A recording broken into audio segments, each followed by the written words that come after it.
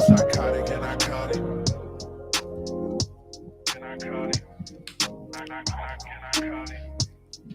Psychotic and iconic. What's up, guys? Welcome back to episode 142 of Psychotic and Iconic. Paul's here along with my co-host Nick Theories and Philly Phil. Thank you to everybody that's tuned into the live stream tonight. If you haven't done so, please go ahead and share it. Thank you to everybody that likes, follows, and subscribes to all of our platforms. Welcome back, Theories. Oh, man. It feels like it's been a minute. I know. When was it? It's been over a week. It's been a week, right? Yeah. Last Thursday. Yeah, now we're back in the game, though. We're back. And we're going to start mixing in We're some back. NBA finally. Yeah. Because we are going to be live on Sunday at 11 a.m. with Tom Doc. We are doing our Super Bowl preview a few hours before the Super Bowl.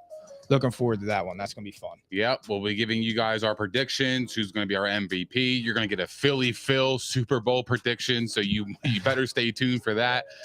So, yeah. And we'll probably do some props. A few props we'll throw in there. Nothing too long, though, so everybody can actually gather what we got to make our audience money, too. So that's going to happen. Yeah, because we can't make ourselves money. So I know. Let's try. I know.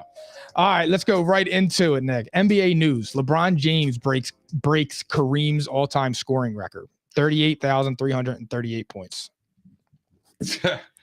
What do you say, right? It's amazing. It's one of the – we watched it together. That was fun. I'll never forget that. Me neither. I watched my favorite athlete of all time break the all-time scoring record. In the studio. Yeah. What a better place. I know. Right? My sanctuary. Yeah. So that's amazing. That was the shot. Everything about it was just so iconic.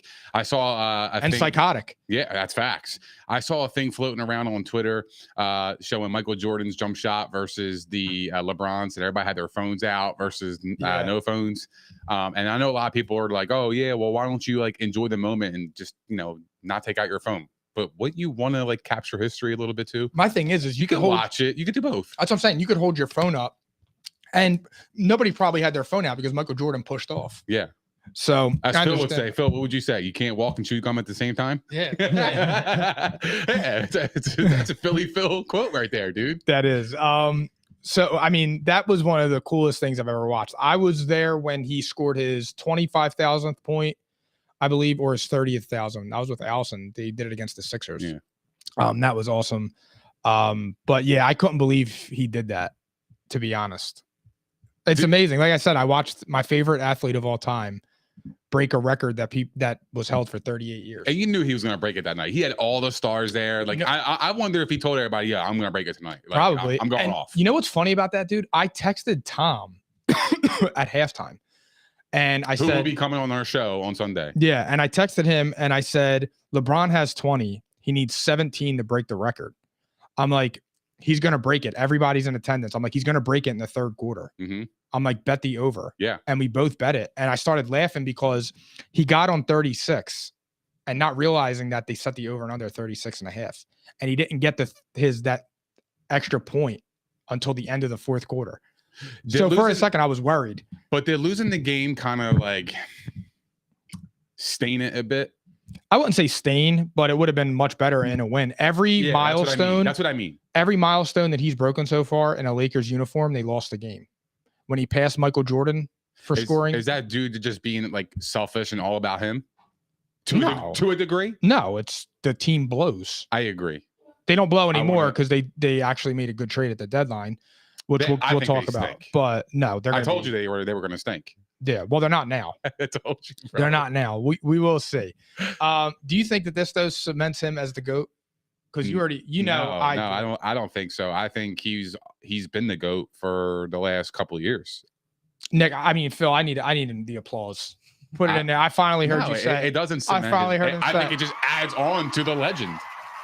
Yeah, dude, it's like undeniable, dude. If you think this man is not the best basketball player you've ever seen, you're lying to yourself. You're lying to your friends. You're lying to your family. It's impossible. If you watch basketball, this guy does it consistently year in and year out. I mean, look, I was a big LeBron hater, and you know that it's been documented. Yeah, then you grew up. Well, it's not that I grew up. It's just you don't see this often. Year 20, he's averaging 30 points.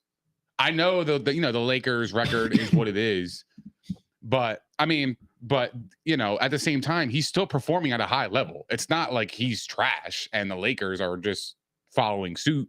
I think he's kind of carrying the load, on 100%. That team. I mean, he's averaging 36 minutes. He has 30 points. He's shooting 51% from the field.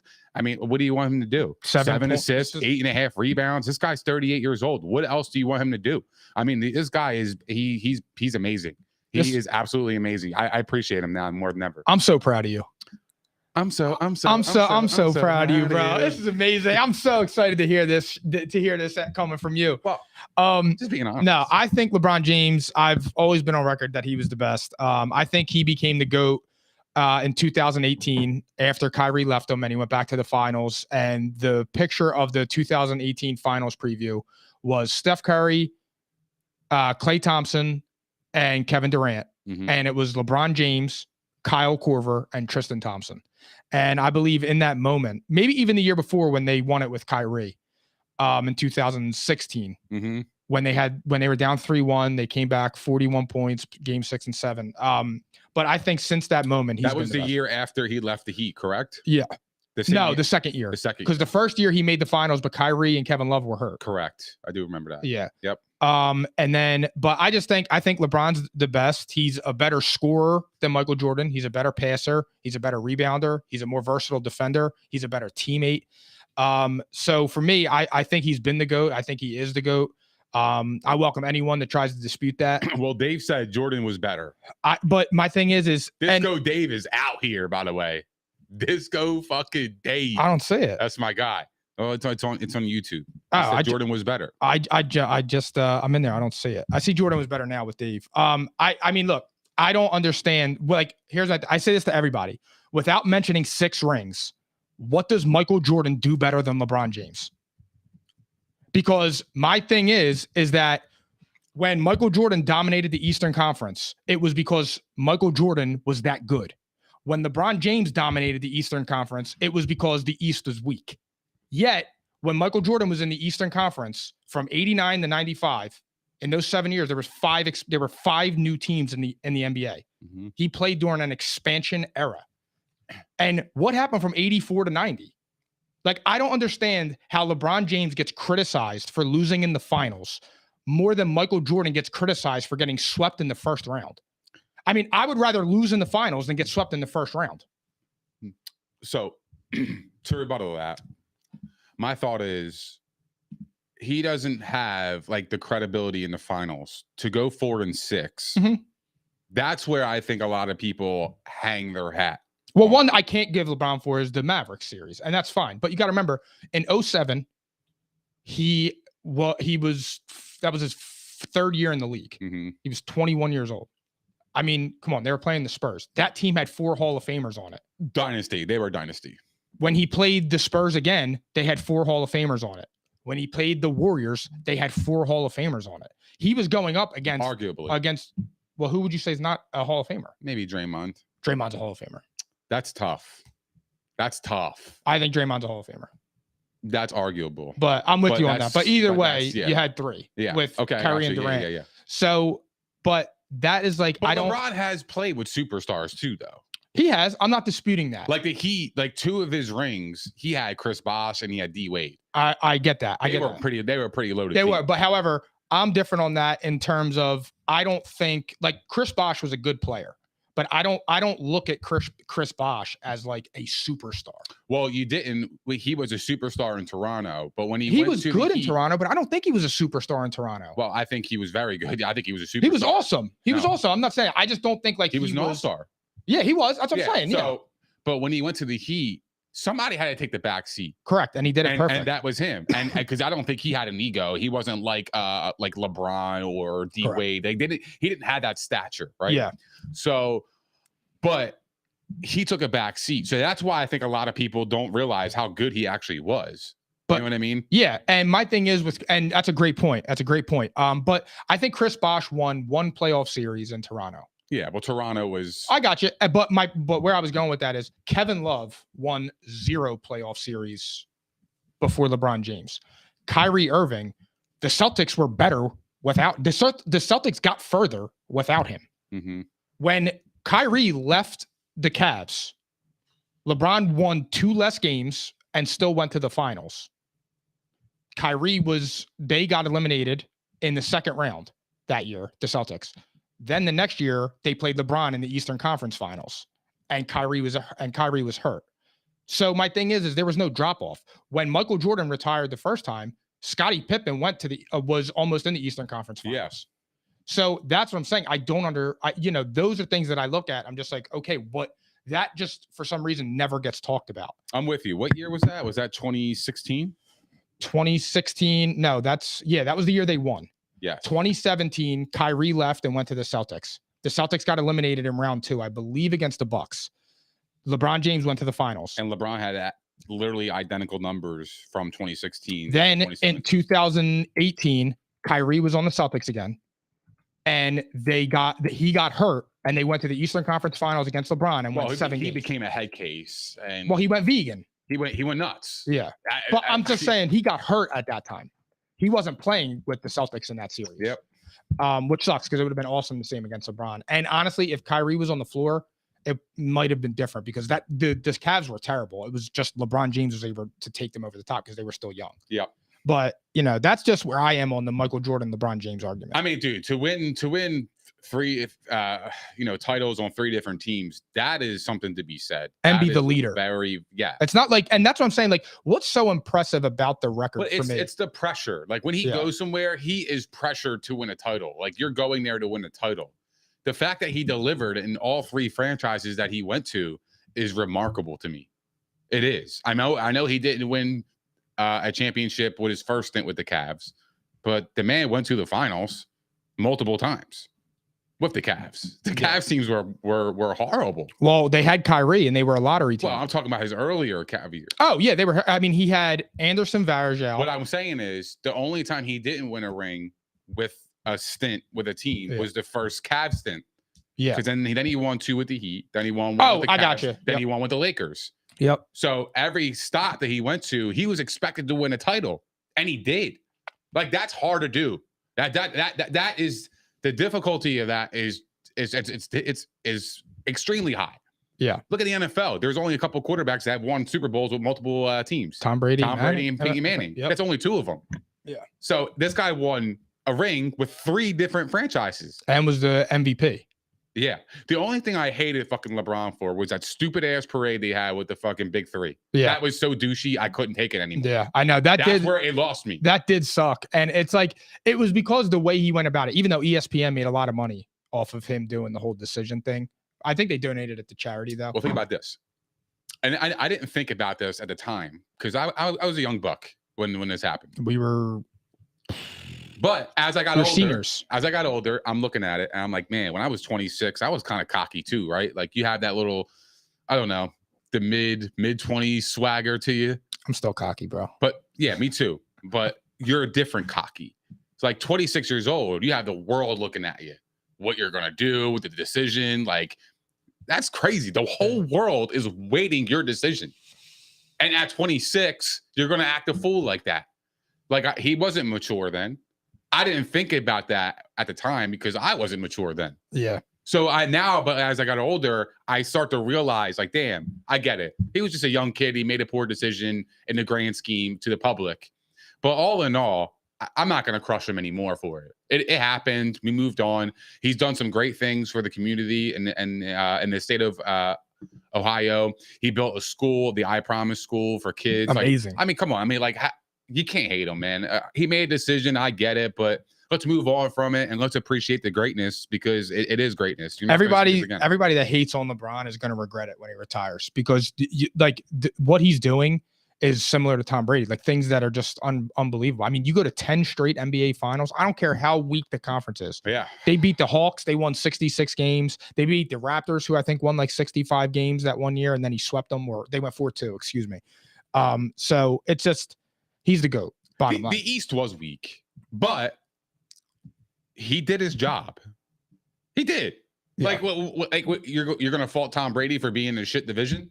That's the same thing. Yeah. And that's how I see it. Yeah, no, that's a great point. I like that too. He beat the teams. He did what he had to do. He still got to the finals. Yeah, it was weak. So if he didn't make it, you would kill him even more. Yeah. It doesn't make any sense. That's my point. And what I'm saying is how is it that he gets criticized for losing in the finals more than somebody gets criticized for getting swept in the first round?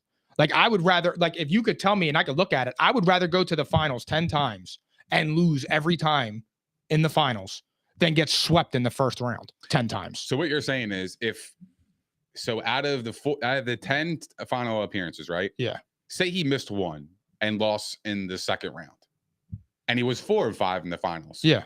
That's a lot better record than in 4-6, right? Yeah, but I would rather be 4-6. Right.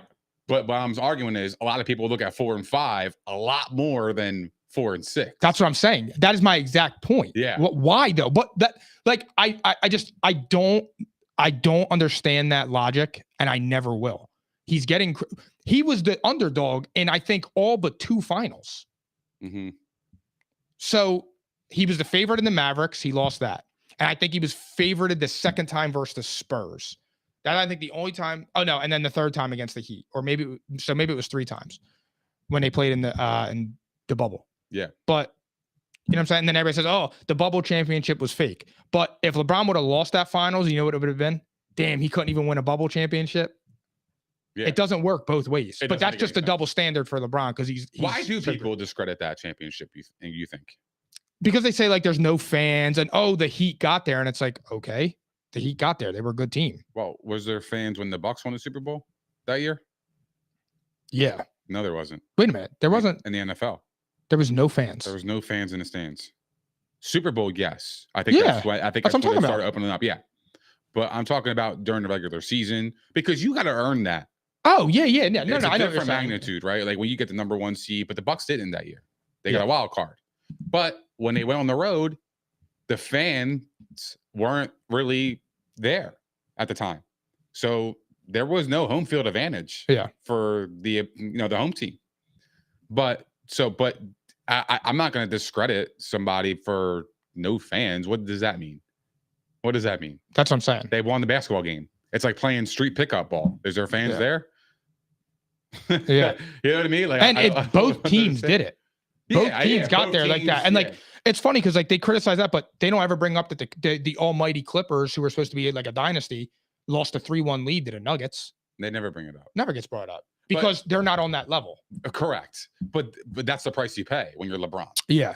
But I'm saying when Kawhi went to the Clippers and they had Paul George, the talk was he made his little commercial that he's the king of LA now. The Clippers were going to win the finals. I mean, not for nothing, but LeBron James and Anthony Street Clothes Davis has played more games. He's played more games than Kawhi.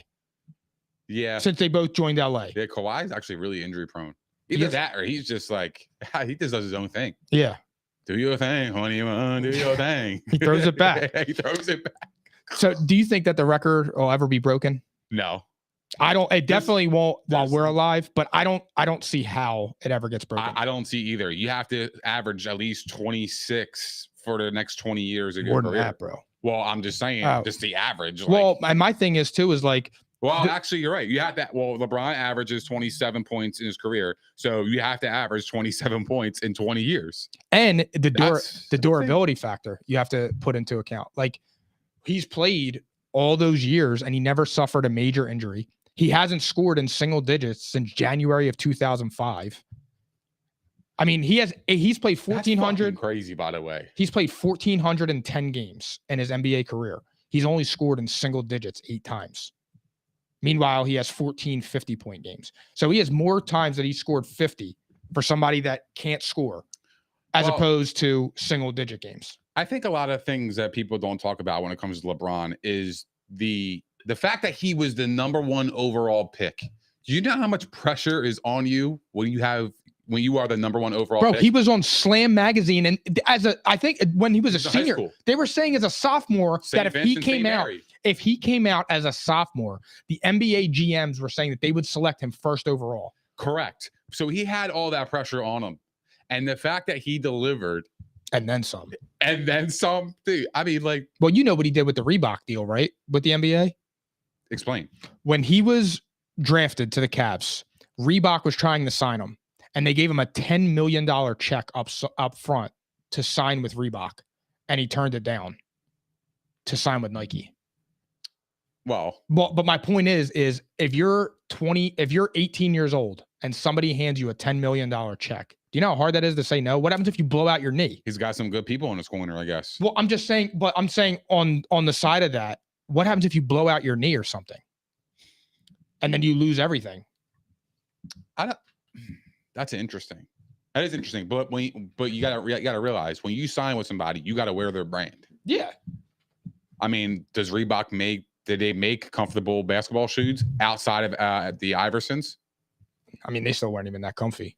Although I love me some Reebok classics. Oh, they're yeah. I'm getting a pair when I go to Disney. Are you? Yeah, hell yeah. The Iversons were the best. I know. But what I'm saying is, did they make basketball shoes that were comfortable? That's you got to think about that too. Yeah. So I don't know. It's interesting, but I find it so interesting that nobody talks about how he was the number 1 overall pick and all the pressures on him, and the fact that he delivered and now he's the all-time NBA scoring leader it's incredible. So I don't think it'll ever be broken. That's incredible. He lived up to the hype and the name. So you don't think it'll be broken either? No, never. No way. Nah, not in my lifetime.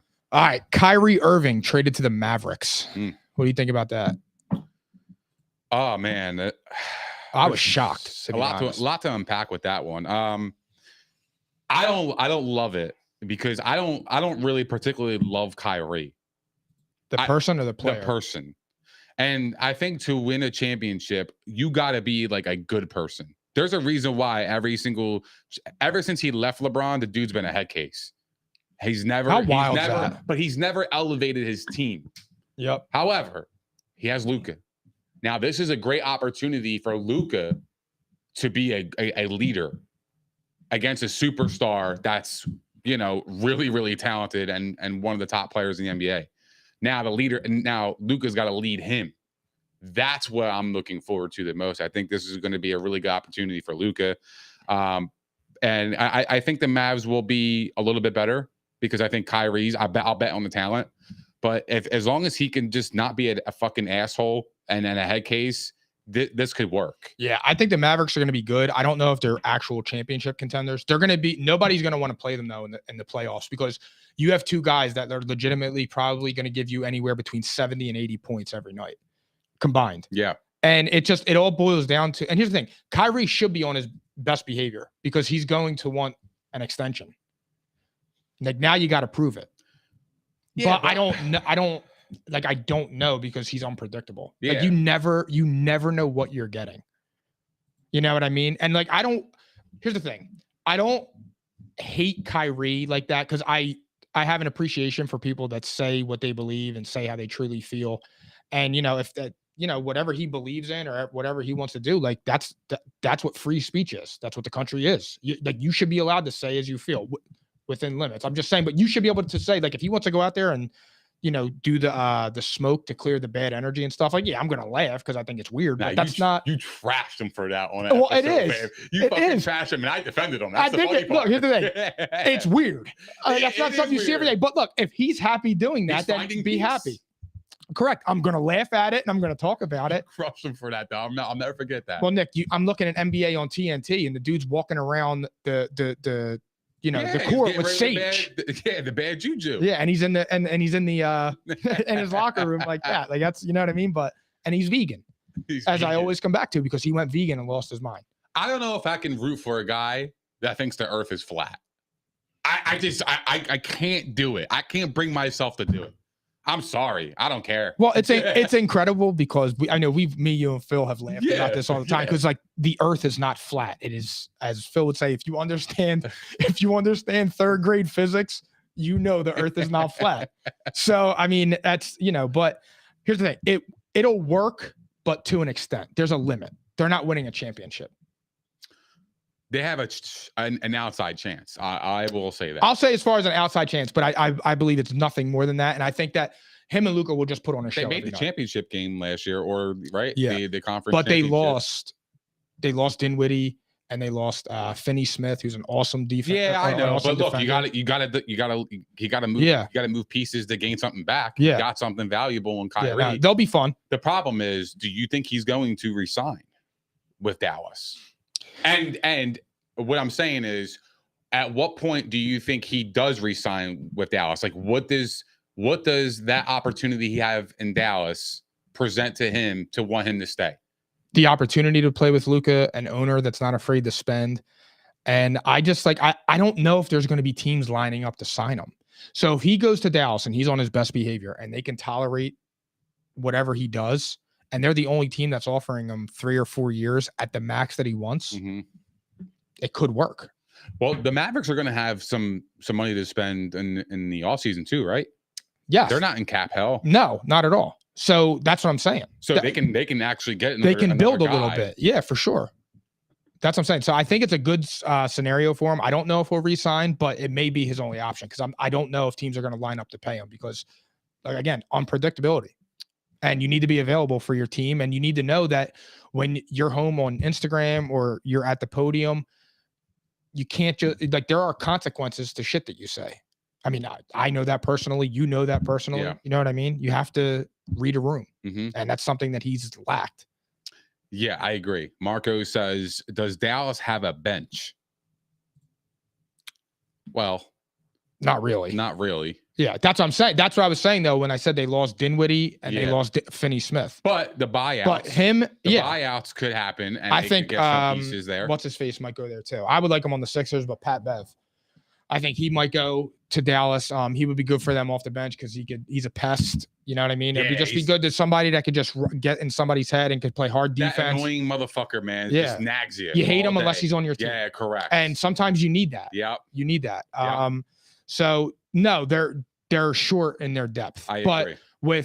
And remember, you have Kyrie, you have Luka, and you have Tim Hardaway Jr. He's pretty good. He's a knockdown shooter. Yeah. So they are going to score points. Mm-hmm. That's what I'm saying. It's going to be difficult on defense. Kyrie's not a good defender. Luka's not a good defender. I know. Christian Wood. Oh no, wait, not Christian Wood. Wait, is it Christian Wood? Or is he on the Rockets? No, Christian Wood's on the Mavericks. Christian Wood's on the Mavericks. Yeah, I don't know why I just got thrown off. No, Christian Wood started there. I think they got to keep him is amazing. Yeah. So we'll see. Who do you think wins the deal? I would say the Mavericks won because they got the better. The Mavericks, player. they got the better player. Yeah, for sure. All right, the big one. Russ gets traded to the Jazz. Lakers get Malik Beasley, D'Angelo Russell, and Jared Vanderbilt. And the Wolves get Mike Conley and a second rounder. What is this? Because I have way to go, Phil. I have no idea what the Timberwolves did here. I have absolutely no idea what the Timberwolves did. Seriously, what did they do? D'Angelo Russell's a good player. It was Karl Anthony Towns' best friend. So it was a 3-team deal. It was a 3-team deal. And the Wolves traded 3 players for Mike Conley and a second rounder. So the Jazz traded. Who did they trade for Russ? They traded. You reading the trade? Yeah. All right, cool. So Russ traded to Jazz. Mm-hmm. Lakers get Malik Beasley, D'Lo, and Jared.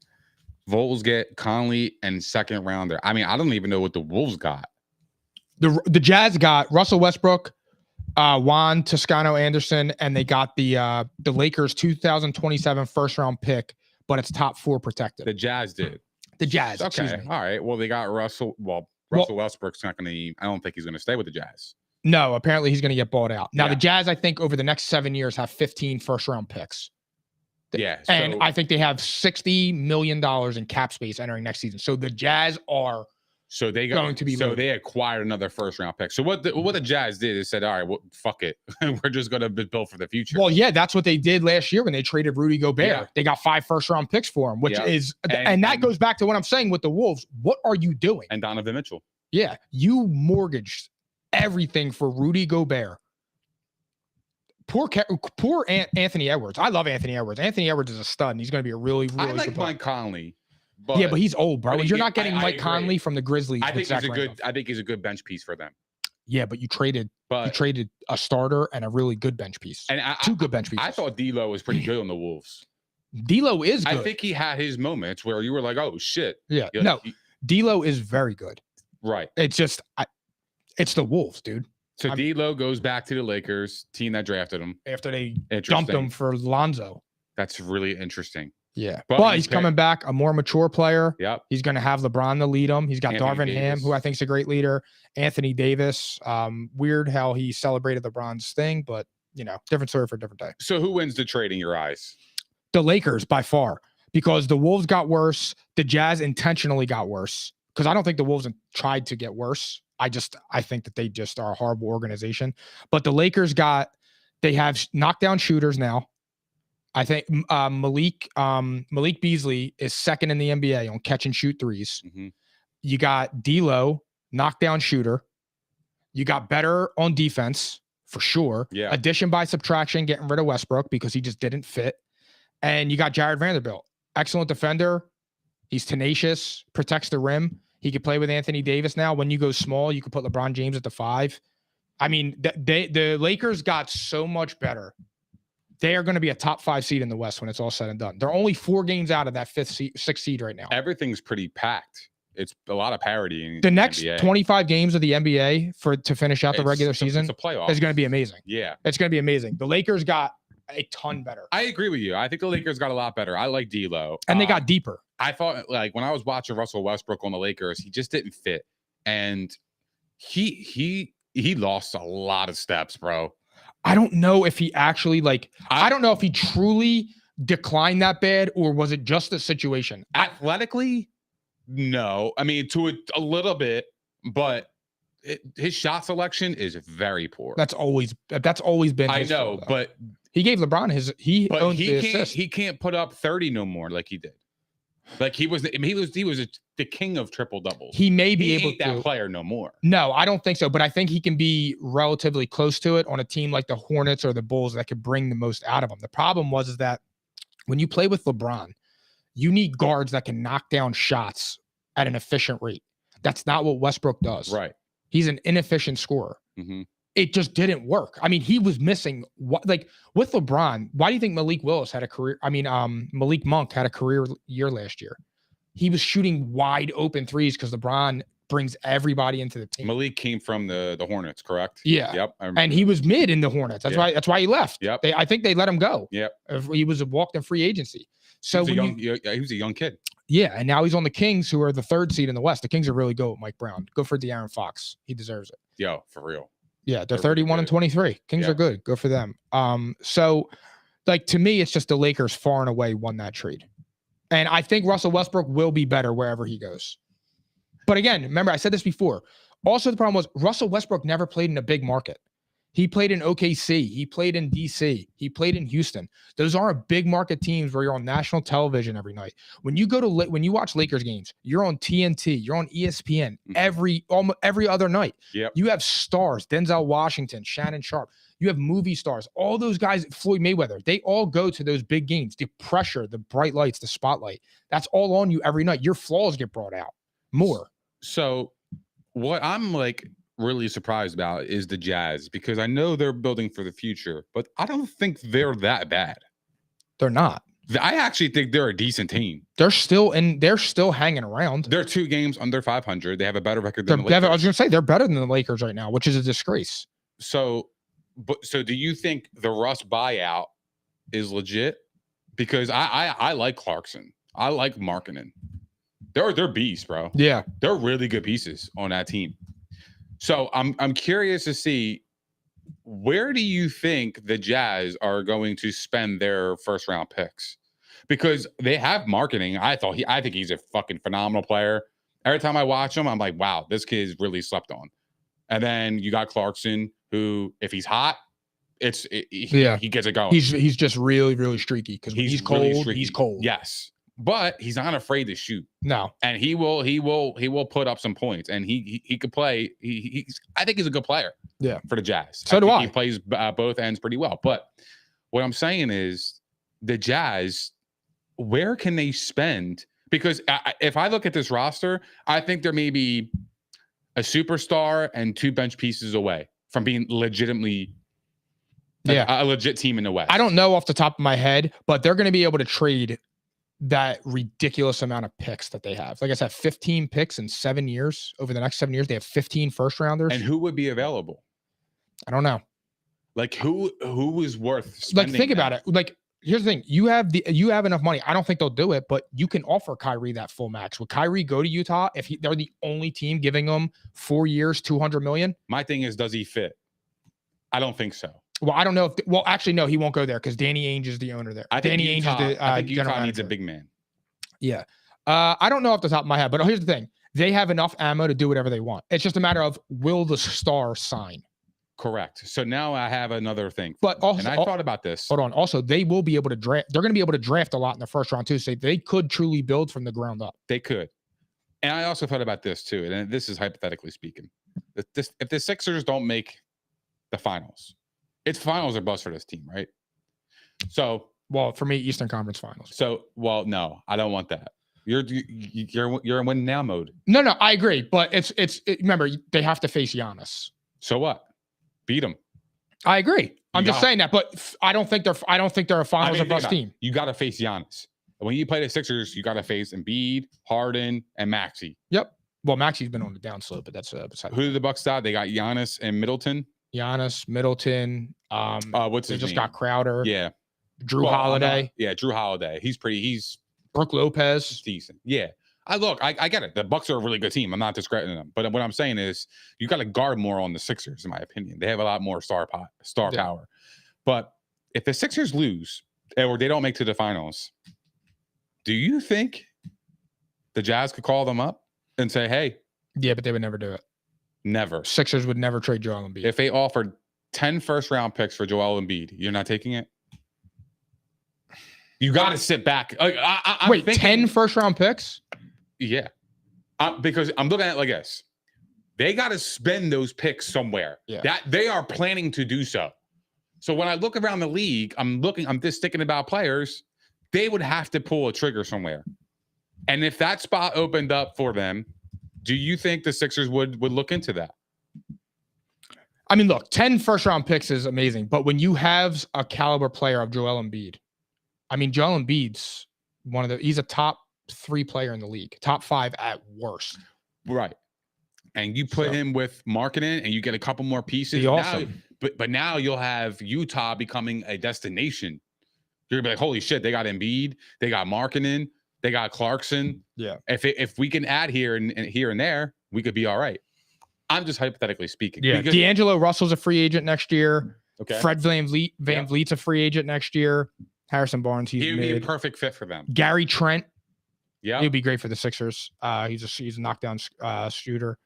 Kuzma, Brook Lopez, Jordan Clarkson, Josh Hart, THT.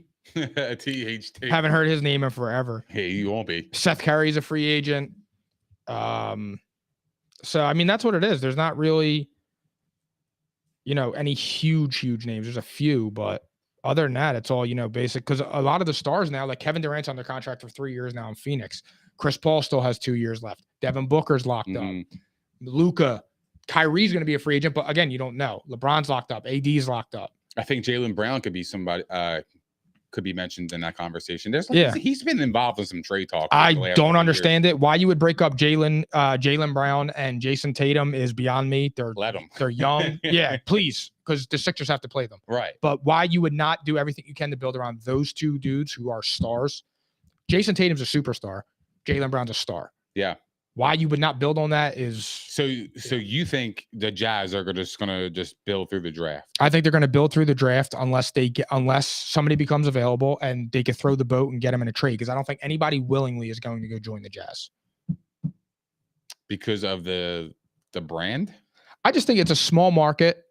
The whole history with the racist fans and all that shit, but I don't want to get into that. But that I think goes into it because you've openly heard Draymond Green, J.R. Smith, LeBron James, Kyrie Irving. They've all mentioned about the fans in Utah and they hate them. Yep. So I don't know. But wouldn't it be cool if you just put a city on the map? That'd be amazing. Yeah. Change the whole scope of the franchise. Why do you think I was so mad at Kevin Durant when he left OKC? It's just like a Brady situation. He went to Tampa and he's the guy there now. Like they love him there. Like you've created a culture in this city. You know what could also happen? That's from you. You know what also could happen? What if they offer 7 first-round picks for Damian Lillard? If they don't do anything in the playoffs. I just thought of that. If they don't make the playoffs. At that point, you've maxed out everything. Danny Ainge calls them, let's talk to Chauncey Billups. We'll give you 7 first-round picks for Damian Lillard. How did the Trailblazers say no? You've already maxed out your potential with Damian Lillard. Yeah. You know you're not going anywhere at this point. Yeah, they're right. And at this point, he's just dying out there. Because, again, they're not going to win anything. Exactly. And that's not his fault because you have Kevin Durant now that goes to the Suns. Yep. The Trailblazers can't compete with them. Mhm. They can't compete with the Lakers now. They can't compete with the Grizzlies. They can't compete with the Nuggets. Yep. It sucks. The West is The West brutal. is stacked. It is stacked. It's going to be grueling to get to the finals in the West. And then our last trade before we get to the NFL news. Kevin Durant traded to the Suns for Michael Bridges, Jay Crowder, Cam Johnson, and 4 first-rounders. Can you explain to me how Rudy Gobert warranted more in a trade than Kevin Durant? Because something shady's going on here because it makes no sense. How do you trade in 1 year? How do you trade Kyrie Irving, Kevin Durant, and James Harden, and the best player you receive back is Spencer Dinwiddie? Wow. That's true. But they acquired picks. They got 5 first-round picks total. Or no, more than that because they got more than that. 6 or 7 they got. Yeah, that's pretty good. But not for those 3 players. They're 3 generational talents. I got it.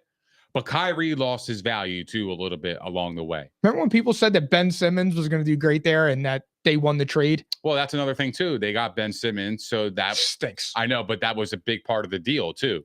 It weighed heavy in the deal. That's what I'm saying. I looked at his over and under tonight for points. Is it like 2.5? 6.5. Wow. 2.5 is wild, bro. Yeah, a basket? Well, I mean, it's hard to predict. He's averaging 7, 7, and 6. He has to make free throws too. He sucks so bad. And I was sitting here screaming it that entire summer, and I kept saying it. He sucks. He doesn't work hard. He's not in it to win it. He didn't improve. And I said this before when we were talking about it. When you practice something and you practice for months on end, you should marginally improve. Well, he had an interview the other day, and he said it's going to take him years to get back to where he was. Bro, he's not getting back to anywhere. Well, he peaked his rookie year. Well, here's the thing. He just fumbled the bag, bro. You don't say that. Dude. Why would you market yourself that way? You're a few years away from your former self. Like, that's a poor decision. That's poor. What's his face? Is it Cam Johnson? The dude snapping in Brooklyn right now? Is it Cam Johnson? I can't think of his name off the top of my head. Cam Thomas. He has more points in the last 3 games than Ben Simmons does in the last 120. What? He has 121 points. Ben Simmons has 120 points. Oh, over his last 20 games. Excuse me. Excuse me. I was like 100 games. I said it backwards. How's that league, fam? His last 3 games, he has 121 points. And Ben Simmons' last 20 games, he has 121. That kid's really good. He's awesome. Yeah. Remember I told you about him in the spring, when he was in the summer league? Yeah, he's really good. I said he's awesome. He's very good. Yeah, Ben Simmons stinks. But going back to the Durant trade, this was a bombshell. I think I was sleeping. I was. It was like 1:30 in the morning. I woke up. I was like, holy shit. I woke up and I'm like, yo, Liz. I'm like, yo, the Suns got KD? She's like, yeah. She's like, I can't believe it. And I'm like, me either. What the fuck? If I rolled over and said that. What did they get for? Like, what was the trade? So now it's a trade. Allie wouldn't even know who KD was. KD? Yeah. Really? Yeah. She would have no idea. Yeah, well, I would hope. Alyssa follows sports. I would hope if I asked Allie who is KD, but I'm scared to ask it because if she says something really off, I'm going to be really upset. She's going to say KD. KD. Who's he play for? The Mets? Who the hell are you talking about? Yeah. KD. I'm going to ask her when I go home. I have to ask her. I text her as soon as episode's over. You got to snap it too. Actually, I'm going to FaceTime her. I'm going to FaceTime her so she can't Google it and cat. Unless she's watching us and she's scheming right now. Nah, she's probably putting G to bed. But yeah, so anyway, back to that. I don't understand what the Nets are doing. And like I said, you traded those 3 stars and you got back your best player with Spencer Dinwiddie. Well, so Kevin Durant got traded to the Suns for Mikal Bridges, Jay Crowder, Cam Johnson, and 4 first-rounders. It's not a bad haul. Nah, fam. How do you not get back Devin Booker? And I'm not even a Devin Booker guy like that. I don't think Devin Booker's a superstar like most of the people do, but you have to get him back. I think the 4 first-rounders might have sealed the deal, though. I mean, look. That's my. I got you, but because they got good pieces. It's Kevin Durant. Bridges is good. Crowder's is pretty good. Cam Johnson's. Well, they traded Jay Crowder. Oh yeah, Drake. Yeah, where did he go? I'm sorry. Bucks. The Bucks. Yeah. Okay. Actually, I think here's the thing. They traded him for 5 second-round picks, I think. So that's a good trade. That's a great trade. So they got 4 first-rounders and 5 second-round picks. Yeah. That's a great haul. Yeah. In my opinion. But for Kevin Durant, you need a blue chip player. Is he healthy though? Who? Durant. We'll find out when he comes back after. That's the what I'm All-Star break. saying. So I don't mind a deal for the Nets. I feel like they just completely hit the reset button. They were like, fuck this. We're done with this. They had to. They had to. They looked like a horrible franchise. And Kyrie came out and said, yo, I'm so happy he got out of there. That was like, wild. what is so toxic about that place that you know what it was? nobody knows about? Because I just don't understand. I can tell you what it was. Poor leadership. Kyrie's not a leader. Kevin Durant's not a leader. When you go into, how do you lead men? You need to go in there, and they hired Steve Nash. Kyrie Irving says, we don't need a head coach. You can't. What do you mean you don't need a head coach? You need a leader in your locker room. Galvanizes the group, makes them one, makes them a unit. They didn't have anybody that does that. And that was always my thing with Kevin Durant. I remember when I said, like, oh, Kevin Durant's overrated, and everybody was ripping me and saying I was crazy. That's all I meant by it, was that you can't drop Kevin Durant on a team. I mean, Kevin Durant's been on a super team since he left OKC. You think the Suns are a super team? They're damn close. I mean, Devin Booker, everybody thinks he's a stud. He's a superstar. I know. I That's what I'm love saying. Devin Booker. Chris Paul can still play. I will tell you this: Chris Paul, Devin Booker, DeAndre Ayton. DeAndre Ayton just had 38 points the other night. I know, but DeAndre Ayton's a weird player, though, man. He's really up and down. Yeah, You're not getting 38 every night. But I'm just saying he's capable of doing that. Capable, yes. I mean, if DeAndre Ayton gives you 38 a night, you're not losing. But it's very few and far between. Yeah. That's what I'm saying. But I'm just saying he's with KD. KD just needs to go to a place where he doesn't have to lead. He doesn't have to be the face, and he can just go and play basketball. So you think this is a perfect fit for him? Yeah, because it's the same. It's similar to the Warriors. Does this make him a title contender? Absolutely. Like, do you think they are going to the finals, or they had the best chance in the West after this move? I'm gonna say yes, because when you get KD, yeah, you change your whole franchise. Well, the Nets didn't. Yes. But again, like, it comes back to poor leadership. I feel like he doesn't have to lead. He has Chris Paul. Correct. But the Suns have something good in place. Yeah. They have been good for the last And they have couple of Monty years. Williams, who's an awesome head coach. Correct. He's awesome. So I would say they're probably the favorites. But here's the thing. KD has a ton of pressure on him. Because if he gets bounced before the finals, he's going to get ripped. Ripped. Is it fair? Absolutely. Absolutely. Why? The West is pretty loaded, though. The West is loaded. But when you're KD, you are expected to win. There was a point in time where people said that he was better than LeBron James. Well, LeBron James is expected to win. He is. So that's what I'm saying. If he doesn't make it, well, you can make a case. Well, he had LeBron and the West was stacked. He had the MVP. And you got to get through it. Yes. You wanted to go there. You have Devin Booker. You have Chris Paul. You have DeAndre Ayton. You have an awesome head coach. You have leadership. You're going to a good organization. You should. I mean, if you can't do it with those two, who are you going to do it with? But what I'm saying is it fair to just put all that pressure on him just because he went somewhere else? Yeah, because like, Kevin Durant. Now you're like, oh, you got to win the title or you got to go to the finals. Like, you have to. If you don't, then your career is in jeopardy and your legacy takes a hit. Yes. Like, I just don't believe in a 1 year in his career to put that on him. Like, I don't know. I feel like it weighs too much. In the grand scheme of his whole career, it weighs too much. Why would that 1 year impact his legacy as a whole? Because Kevin Durant, when you reach that level of play, that's your expectation. Period. And that comes with the territory of being a great player. It's a good answer. It's superstar. It's when you are a superstar and you are a certified top 3 player in the NBA, and you have been since probably 2012 or 2011 when you went to the finals. Those are the expectations that comes with it. And he didn't do himself any favors by going to the Warriors. Mm-hmm. LeBron never got his respect until he went back to Cleveland and won it. I totally agree. That's a great point. I mean, you made great points. So I totally agree with that, actually. Yeah. He has a lot of pressure on him to win. Yeah. For me, the only thing I don't agree on is just it shouldn't weigh that much. My prediction, though, right now, Truthfully, Western Conference Finals will be Lakers, Suns. That's as far as I'm going. I'm not gonna make my prediction yet. We'll get into that. But Yeah, I'm just saying right now on February 9th, Lakers, Suns. Okay. What about the East? The East, Sixers, Bucks. Is Sixers biased? They haven't been there in a long time. No, they will get there though, because I still think the Sixers are good, but they don't have enough to get to win it all. But I think they could handle it in the East. East is pretty weak, right? Yeah, East is down. outside Boston and the Boston, the Bucks. Bucks, and that's it. The Knicks are frisky. They'll be fighting. They Atlanta are. will be fighting. The Knicks are all right. Yeah, Atlanta will be fighting. That's because Jalen Brunson. Jalen Brunson's really good. I know. Imagine being the Really, really Mavericks. good. You had a younger version of Kyrie Irving with his head on his shoulders, but they didn't believe in him. They traded him to New York, and now you I signed thought he Kyrie was a Irving, flash in the pan. and you lost Spencer Dinwiddie, you lost Dorian Finney-Smith, you lost your picks, but you had a very similar Kyrie Irving. That sucks for them. Yeah, but you also got I believe the Mavericks always want to win now.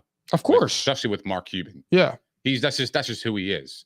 So I feel like they needed a veteran at that position as opposed to a younger player with Luka. Yeah. In my opinion. That's why I would say like the experience factor on that court weighed more than a Jalen Brunson and taking a chance. In my opinion. Yeah. That's how I see it. I agree. All right, guys, we are moving on to our NFL news. Man, that was fun, man. Dusting off some NBA rust. That was great. I know. I was fucking up miss the people's NBA. names and shit. Yeah, it was great. All right, Cardinals still don't have a head coach. Yeah, well, Why, Nick? Tell me why. Kyler Murray, bro, he's hard to work with. He You can't work with people like that. stinks. You can't work with people like that. Oh, you I'm don't so wanna work happy. with people like that. I'm so happy I was You right. don't. He stinks. Kyler, the day he signed that contract, I went right on TikTok. It is documented. They just guaranteed the Cardinals will not win a Super Bowl in the next 5 years. Kyler Murray is the most overrated quarterback I've ever seen in my life next to Phillip Rivers. I had to throw that in there, excuse me. Damn. But I'm just saying. You can't put Phillip Rivers No, and Kyler Murray I'm not. in the same Kyler conversation. Murray absolutely blows. And I am so happy this is happening. Explain. I don't like when players get put in positions that they haven't earned. Kyler Murray has played in the NFL for 4 years. He has 3 losing seasons. And in his winning season, he was 7-0 and Mhm. didn't win the division. He gets to his playoff game and gets embarrassed to the point that he was benched. And there were people saying that he was a top 10 quarterback. Well, that was the game when Odell had more passing yards in him in the third quarter. In the third quarter. It's fucking nuts. And you had people on TV talking that he was a top 10 quarterback. And my favorite guy in the world, Baker Mayfield. Kyler Murray has still never had a better season than Baker Mayfield's 2020 season. Baker Mayfield had more touchdowns, less interceptions, won a playoff game. What was Baker's stats? Let me look it up. He had 26 touchdowns and 8 interceptions. Okay. So I can argue that Kyler had a better year. He had 24 touchdowns and He had 26 touchdowns and 12 picks. He's talking about 2020, right? Yep. And he had 3,900 passing yards. What was his record? No, I know. What I'm saying is, Well, tell our audience. statistical wise, Fuck stats. I want wins. what was their record that year? I think they were 3-13. The Cardinals? I think they were 6-10, maybe something like that, because that was his second year. 4-13, I think. Thank you. Wait, to 2020 Arizona Cardinals? Yeah, that was only 16 games. So 4-12, 5-11, something like that. Record. Now I'm looking up right now. Yeah. Stay tuned. They were 8-8. Oh, they were 8-8. They were 8-8. Okay. They were average. Oh, it was better. Right. So, I mean, but look, again, it's the new era of the NFL. I know what you're saying about Kyler Murray. I don't believe him as a leader. Yeah. I don't think he can lead my team to get me to a Super Bowl. Like I like a Jalen Hurts. I don't feel like he's cool, calm, and collected and level-headed enough to lead a locker room like a Jalen Hurts. That's my biggest thing with him. The talent, he's got great talent. He could run around. He could make all the fancy plays and stuff in the throws, but he ain't getting any taller. So his height definitely limited his ability to throw the football. But his rushing stats are really, really good. So in 2020, Mike, he had 819 rushing yards with 11 touchdowns. Mm-hmm. And he had 26 touchdowns and 12 interceptions with 3,971 yards passing. It's pretty good. Side. I think that's pretty solid because you got to the new age of quarterbacks, you got to take account for the rushing and the passing. You do, but but the rushing plays, those rushing plays could have led to passing plays, which would boost your stats in the passing game as opposed to the rushing. But game. you know what it did? That's what I'm saying. Yeah, but you know what it didn't lead to? What? W's. Well, no, I agree. I mean, they were 8-8. I get it, but he had 113 carries. I mean, 133 carries. You convert that to passes, his stats, his passing stats would be a little bit more inflated. I got you. That's what I'm trying. I'm just trying to play the averages a little bit. But the long and the short of it is, Cardinals don't have a head coach. I got it. They don't have a head coach, but I just, again, it comes down to leadership. He's not a leader. Like, he cannot lead group. He can't. Like, you don't go 7-0 and then fucking completely collapse and don't win division. How do you go 7-0 and not win division? Cuz how? You're a slam dunk. The Vegas odds are probably like a minus 350 at the time to win the division. It's embarrassing. It is embarrassing, but that's the reason why they don't have a head coach, because I don't think somebody wants to put their neck out there and sacrifice their potential coaching career in the future for Kyler Murray. Only thing I can think of. That's the only thing I can think of. I can think of one thing. They're waiting for Bieniemy after the Super Bowl. It's the only thing I can think of. But do you think he changes things? No. I don't see that. No, because here's the thing. He's going into a terrible situation because you don't get Kyler back until about Thanksgiving. And Kyler Murray's not going to be the same because Kyler Murray's relying on his legs. So do you think that Kyler has already reached his peak, his ceiling? Oh, absolutely. Yeah? Absolutely. All 4'11" of them. He already reached his ceiling, dude. And then you tear your ACL, his legs are never going back. Kyler Murray already reached his ceiling, dude. Kyler Murray is a 500 quarterback or worse moving forward. I agree, but his situation is a little tough, though. The Cardinals are an aging team. When you that dude, I don't want to hear it. When you're that dude and you get portrayed like that on TV every day and you're talking about a top 10 quarterback, you need to win. Look, man, I'm not, this is not a debate. I'm just trying to give the other side a little bit more credit too. Yeah. Like, I have to look at it from both ends too. You know what I mean? To be a fair critic. But I'm just not impressed by Kyler Murray. I've never been. I mean, I don't think he can go into Arrowhead and go toe-to-toe with Mahomes. Hell, I don't think he can go. Bro, he can't go to Philly and go toe-to-toe with Jalen Hurts. Well, that's what I'm saying. He can't go to Dallas and go toe-to-toe with Dak Prescott. I agree, because that defense would harass him all day. He can't go to L.A. and go toe-to-toe with Herbert. He can't go toe-to-toe with Trevor Lawrence. He can't go toe-to-toe with Rodgers. He can't go toe-to-toe with Jared Goff right now. Wow. I would probably agree with you on that, actually. I would, actually. I think Jared Goff would outplay him in a game against the Lions. Absolutely. I think the Lions have played really well under Goff, and he's been amazing. I mean, that offense was number one in the league for a majority of the season. I know. In the beginning. So, yeah, I would probably agree with you on that. That's actually like a really good – I didn't think about that. Yep. Good shit. All right. Well, yeah, that's the reason why they don't have a head coach, because Kyler Murray. Yep. You got to stick your neck out of the woods for a guy that is very uncertainty.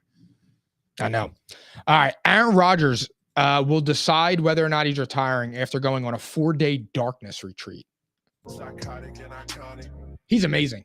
I love it. Me too, bro.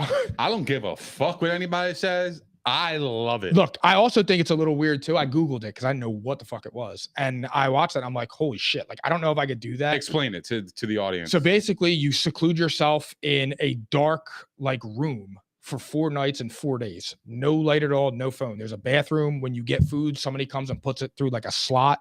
And apparently being in the dark for that extended period of time, it like releases the DMT in your brain.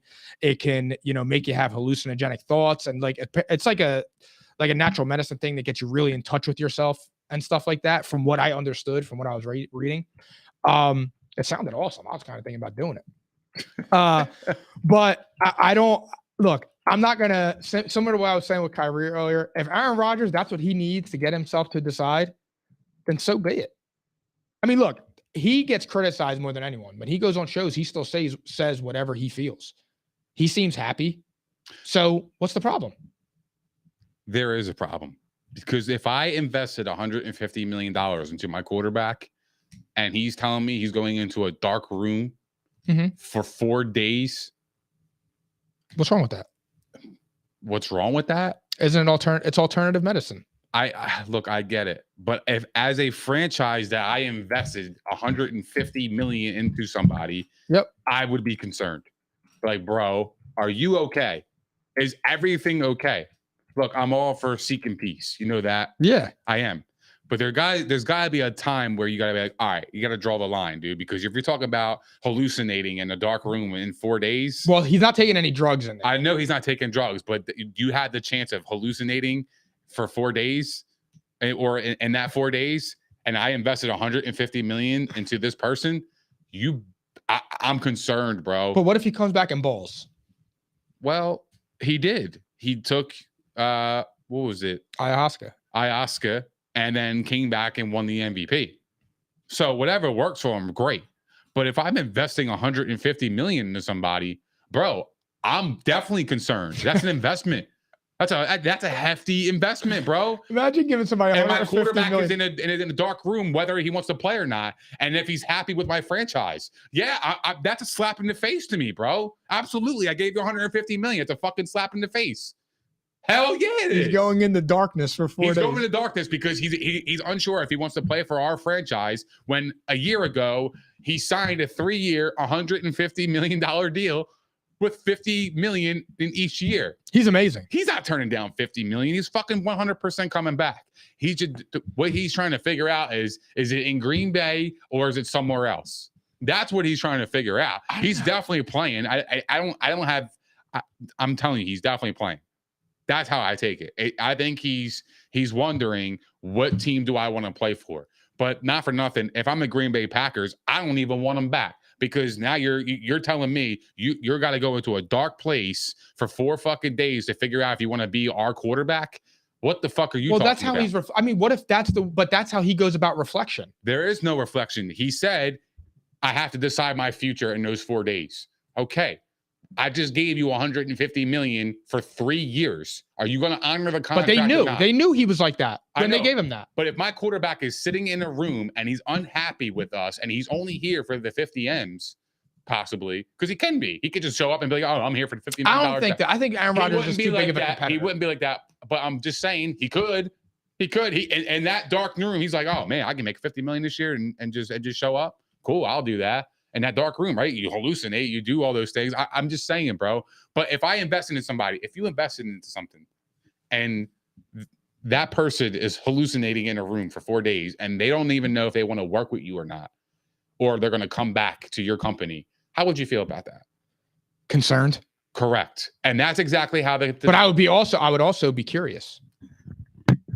Curious into joining them? No. I don't think I do. I don't want to hallucinate, bro. I'm good on hallucinating. I don't want to do that. I'm intrigued by it all because I never heard of a darkness retreat.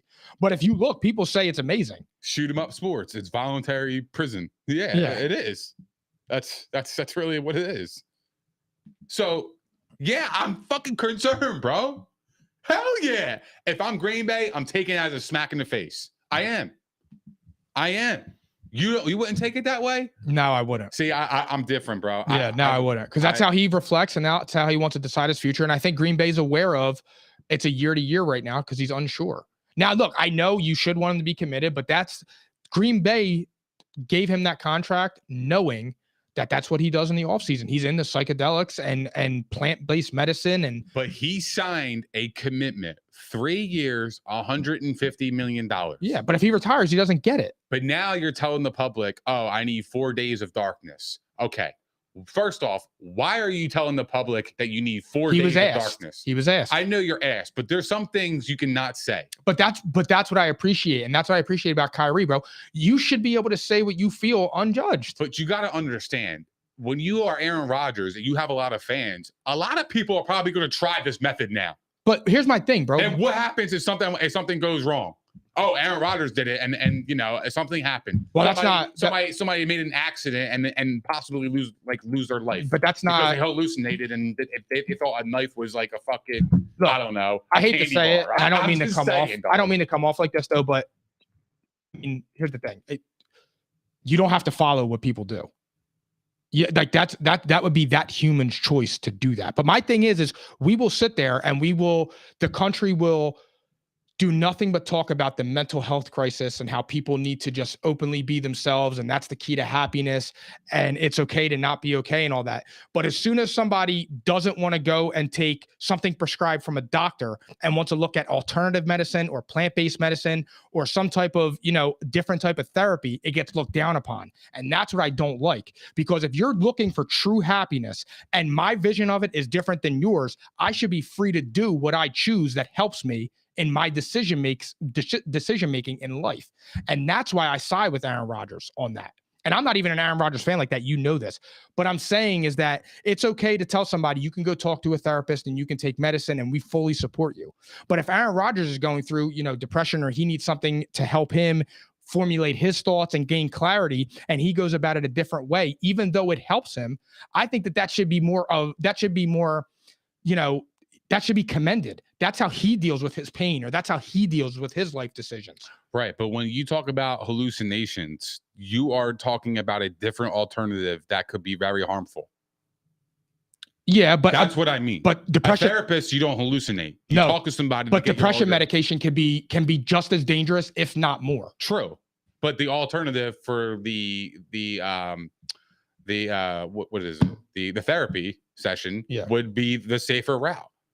That's why. Yeah, true therapy. But if he doesn't believe in that, that's his belief. No, that's what I'm talking about. And I totally get it. But to tell the world that you're going to be in 4 days of darkness, like, to me, I just feel like there's some things that are just better off left being unsaid, because he is definitely going to influence people to try this, because, again, curiosity will kill the cat, bro. Yeah. That's just what it I was curious. I Googled it immediately. Correct, you're curious. And then you're sitting there, you're like, damn, like, yo, like, maybe, like, what if I tried it? I bought blackout shades for my house. I would love to get 4 days away by myself. I know, but 4 days of darkness, man, like, that's tough, bro. No, I would never do anything to make me hallucinate. I don't ever want to look at something and not know if it's fake or real.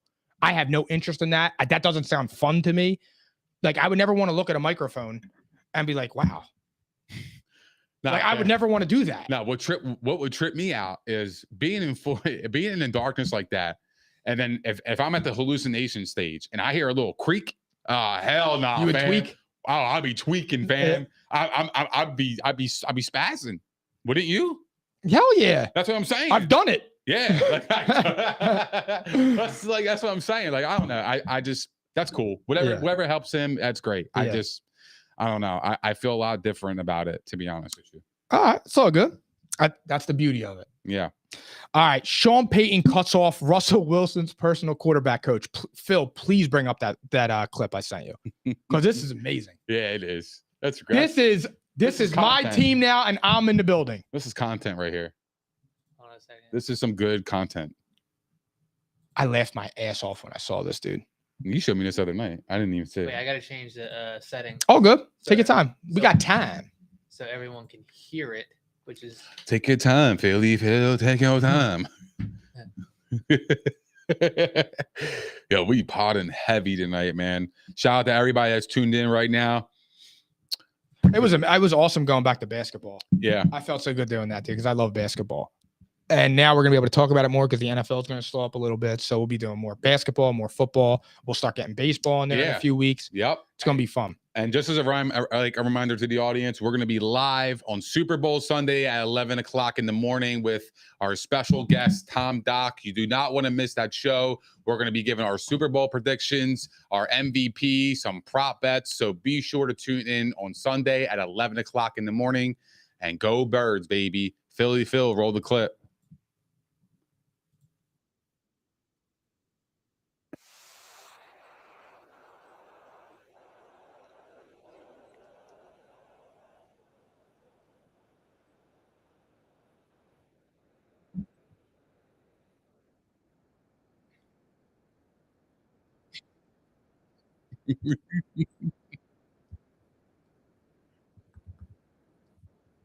Hey, yo. That's foreign to me. There was no sound, Phil. What the fuck? There's no sound? No audio. 11 a.m. Okay. Yes, sir, Dave. 11 a.m. We got our guy. We're going to have coffee and cones. Coffee and cones. All right, Greasy. I will accept the second bet, which I know you're not going to pay after the Eagles win, but double or nothing. So you better hit my Venmo with 400 after the Eagles win. Okay, now it should be good. Fuck. And I said that on camera so that now I can play this film when you log in on Tuesday and you don't pay me. So, And Greasy, if you don't pay up, you will be blocked. all right, go ahead, Phil.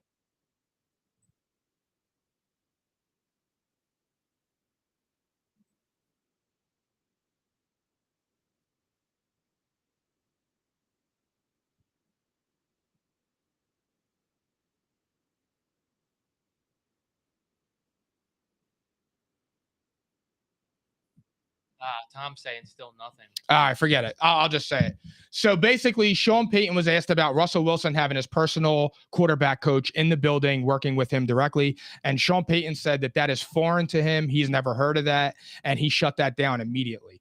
I think that's amazing. I think that's a man commanding a room. I think that's a man telling Russell Wilson all that me shit and all those special privileges are gone. You're going to be treated like every other guy in here. You're nothing special, and you're going to be coached, and you're going to be coached hard. And maybe he could get Russell Wilson back to somewhat of what he was. But I thought it was hysterical in the process. I thought it was great. I thought it was very Bill Belichickian. This is my shit. This is my fucking team. There will be no outside quarterback coaches, no outside coaches that's not on my staff that will enter this building. It's my staff only. It's my way or the highway. This is my system. This is my culture. This is how we're going to get down. You're not special to anybody. You're one out of 52 players, and that's just what it is, or one out of 53. Sorry. That's just what it is, and that's the bottom line. If you don't like it, then hit the fucking road. I don't care.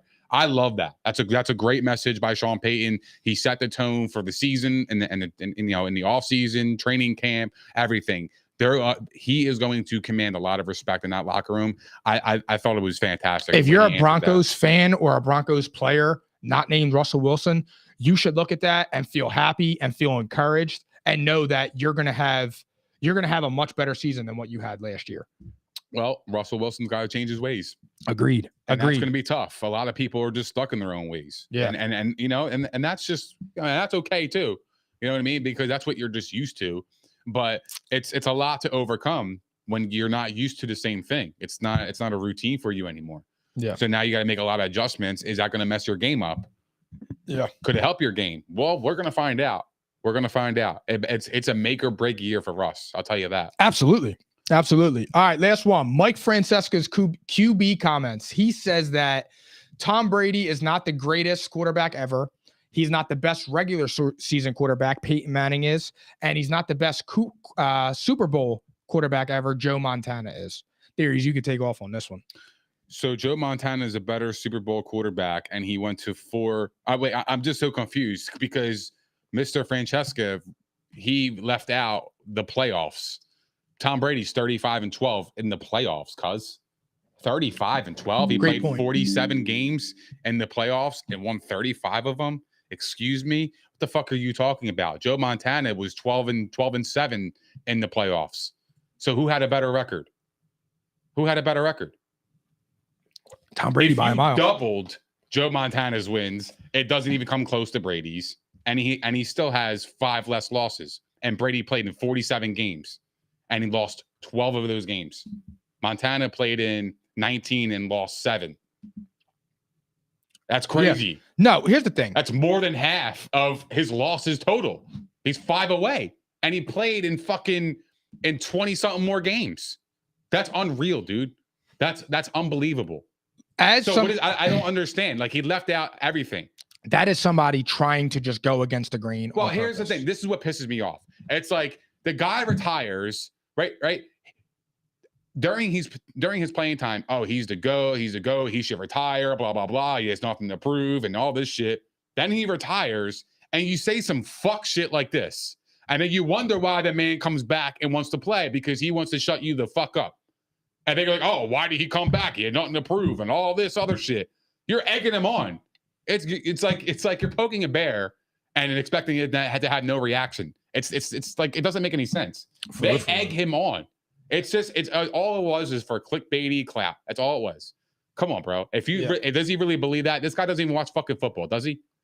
What? This guy watch football? I didn't even like. He's usually around baseball. I thought. Yeah, I think he was on a podcast with Chris Russo, but that's it. I think it might have flopped, honestly. But my thing is like, I just don't understand. Like, at some point, you just have to acknowledge what it is. Like, I was a Peyton Manning fan growing up. When Tom Brady beat the Falcons, it was like, all right, that's enough. Yeah, he like, showed everything. There's nothing. He went to a new team in a year where he had to learn a new playbook. Yeah. A head coach that's never won a Super Bowl, brand new team, left Bill Belichick after everybody said it was all Belichick, and he won the Super Bowl. And Bill Belichick has been mid since he left. Now, look, with Peyton Manning, I'll get into the greatest regular season quarterbacks. I don't do that. Me either. Peyton Manning is the second best quarterback I've ever seen in my life. If people from the 80s and 90s want to argue Joe Montana, I'm not going to fight him on that. But personally, Peyton Manning's the second best quarterback I've ever seen in my life. I'm right with you. From skill, you can argue that just skill-wise, he's a little bit better than Brady. But I would just simply say because what he was able to do pre-snap. Like, he revolutionized that. But Peyton Manning's not better than Tom Brady. And it's okay. Not everybody, like, there has to be somebody that's better than other people. That's just the way it is. That's okay. Being the second best quarterback to ever live, I mean, it's pretty amazing. So I don't get wrapped up in, like, at that point, you're just finding ways. You're nitpicking at somebody who just won 7 Super Bowls. Like, I'm sorry, but you're nitpicking. You're trying to find something. You're trying to find a chink in his armor somewhere. And it's like, what are you doing, bro? You are finding reasons to make debates and paint narratives that don't need to be. Right. Tom Brady is the best quarterback in the history of football. And Peyton Manning, then Joe Montana. After those three, after Tom Brady, you could argue however you want. Peyton Manning and Joe Montana usually are second and third, given the age of the person. Mm-hmm. After that, you could argue whoever you want. But, like, you have certain people, like, putting Mahomes up there and that. Like, can you stop it? You stop that. Peyton Manning is better than Patrick Mahomes right now. And that's okay. But stop trying to create shit. But what doesn't make any sense to me is that he named 2 different players that were better than Brady in 2 different moments. But wouldn't you want the guy to be just fucking great from training camp to the end of the season consistently for 23 years? I'm so confused by that. Why does it take 2 other players to be mentioned in different moments, a la the regular season and the Super Bowl, for you to think that he's not the GOAT? Like, again, like, you're nitpicking. It doesn't even make any sense. It's 2 different avenues. You're using 2 different player examples and 2 different scenarios to compare to a career with a guy who won 7 Super Bowls, 10 Super Bowl appearances. He's 7-3, bro. 7-3 in the Super Bowls. That's a 70% winning percentage, and that fits along with his NFL career. He won about 75% or more of his games. And not for nothing, there's only one thing, and I don't even think it's a knock. I just think it's weird, and I think it's funny to talk about. He lost to the worst quarterbacks. Yeah, I mean, look. But I'm just saying, like, he beats Kurt Warner. He beats Russell Wilson. He beat good quarterbacks, and then you lose to Eli Manning and Nick Foles. Yeah. Like, okay. So, and then, like, Joe Montana, he's undefeated in Super Bowls. Okay, so is Eli Manning. Is Eli Manning better than Aaron Rodgers? And I don't even fuck with Aaron Rodgers like that. So we go back to the question we talked about earlier with LeBron. It's kind of like similar, right? Yes. Now, if Brady went 4-6 in his 10 Super Bowls, mm-hmm. and Joe Montana was 4-0, you know who they're going to say the GOAT is. Yeah, Joe Montana. And it doesn't make any sense. Yeah. It doesn't make that doesn't make any sense. Yeah, I agree with that. Because he had way more success. He's been there. He's been there times. Yes, he's lost, but he's been there more times than he has by 250% or so. So here's the thing. If the Eagles lose the Super Bowl, right? If the Eagles lose the Super Bowl on Sunday, since 2000, they would be what? 150%. They would be 1-2 in Super Bowls, right? Yeah. They'd be 1-2. Would you rather be the Philadelphia Eagles since 2000, or would you rather be the Dallas Cowboys? Well, the Eagles have won a Super Bowl, though. Cowboys. So say the Eagles are 0-3 in Super Bowls. Excuse me. That's what I meant to say. They're 0-3 in Super Bowls since 2000. Mm-hmm. Would you rather be the Eagles that lose in 3 Super Bowls, or would you rather be the Cowboys that haven't made a conference championship and get bounced in the wild card or the divisional round every year? Well, of course, you'd rather be the Eagles because you have a more exciting game on your hands than the Dallas. And that is my exact point of why you have to stop with that bullshit. Oh, 4-0 in a final, 6-0. I get it. It's a great feat. It is. It's fucking. It's awesome. It's amazing, but it's not everything. Yeah. It's not everything. All be all. Yes, the argument doesn't stop there. Right. And that has always been my argument with the LeBron and Jordan thing. And that's what I'm talking about now with the Tom Brady and the Tom Brady and the Joe Montana. The difference is Tom Brady's 7-3. If LeBron was 7-3, I mean, you would still have people that would say it was Jordan because they just hate on LeBron, mostly because of his politics and because he's outspoken. But regardless, that's what I was getting at. It's just insane, man. Like again, the people are just nitpicking at stupid shit. It doesn't need to be said, like you said. And I totally agree. It just LeBron and Tom Brady are, like, to me, the same player, just different qualities and different sports. Like similar careers in terms of dominance and the finals and Super Bowl appearances. They are very similar in that regard, except Tom Brady had more success in the Super Bowls than LeBron did in his finals. However, if the roles were reversed, LeBron would be the GOAT, of course. So agreed, totally agree, and that's exactly what I'm talking about. But you do got to win the big game. That's not discredit. So go 4-6 is really bad, but it's not as bad as the public makes it seem because you made it there. Correct. I get it. I'm with you. Totally with you.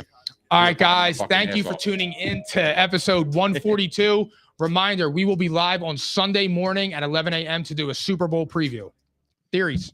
Thank you guys for hanging out with us. We appreciate all the love, support, and the comments. If you guys haven't done so already, please don't forget to like, subscribe, and hit the notification bell on YouTube. We are also available on Spotify, Apple Podcasts, Google Podcasts, iHeart, Megaphone, Stitcher, and all that other shit. Also, follow us on all of our social platforms as you do not want to miss our daily content on Facebook, Twitter, Instagram, and TikTok. And we will see you guys this Sunday, Super Bowl Sunday, baby, at 11 o'clock in the morning. See you there.